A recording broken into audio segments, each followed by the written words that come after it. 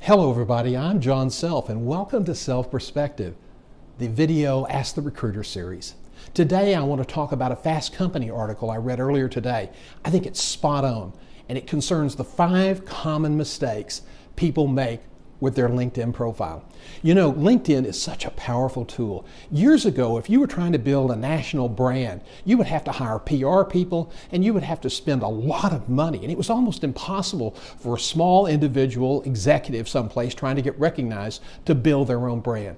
Well, today, LinkedIn is one of the most powerful tools out there. So you need to use it because it can really benefit your career. And you have to understand how to use it before you need it. So here are their 5 things. Number 1, the profile's outdated. Gosh, we see that all the time.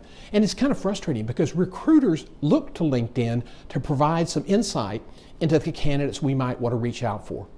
The other thing we see is that people don't update their ACHE profile or HFMA profile, and then they complain because nobody's calling them. So you need to keep your profile updated.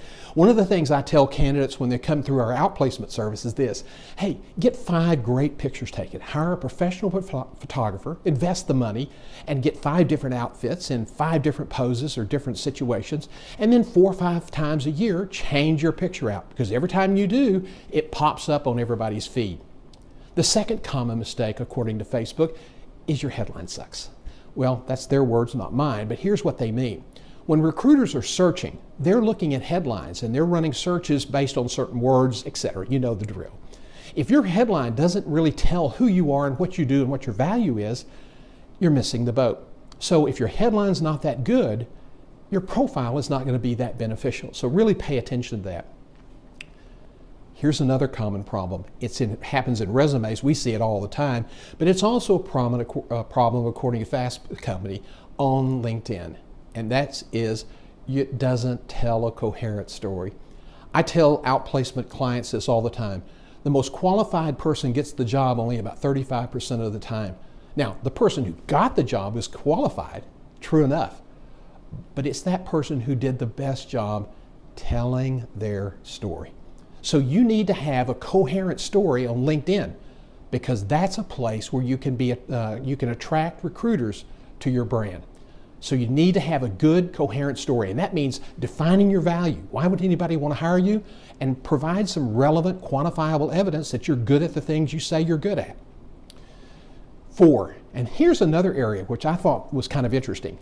It's all business. Now, conventional wisdom is, hey, Facebook is where you put your personal stuff, LinkedIn is for professional networking. Well, true enough. You wouldn't want to put all your family photos and all your dog pictures on LinkedIn.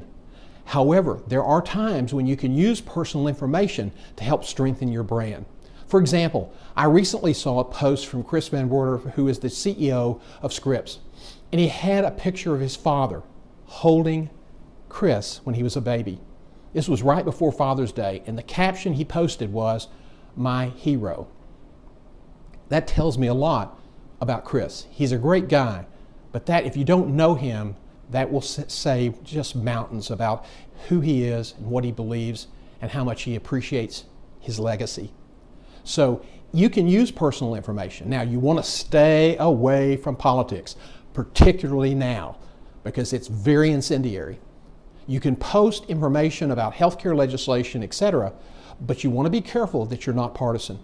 We all have strong feelings, and we don't need to get into debates on LinkedIn because that damages your brand. So it's not all business, but you have to be careful and curate the information very carefully. Finally, you haven't written anything. We see profiles all the time, no picture, no information, no post, nothing. They created a profile and left it in the wind. Well, that kind of does damage to your brand. So we suggest that you post information periodically about things that you have a strong interest in. And then secondly, you need to write blog posts so that you can get attention about your skills, your expertise, your innovation, and provide information that will help others. That's the kind of LinkedIn profile that we call robust. Hey, I hope this information's been helpful. I hope you'll join us next time I'm John Self, and thanks for watching.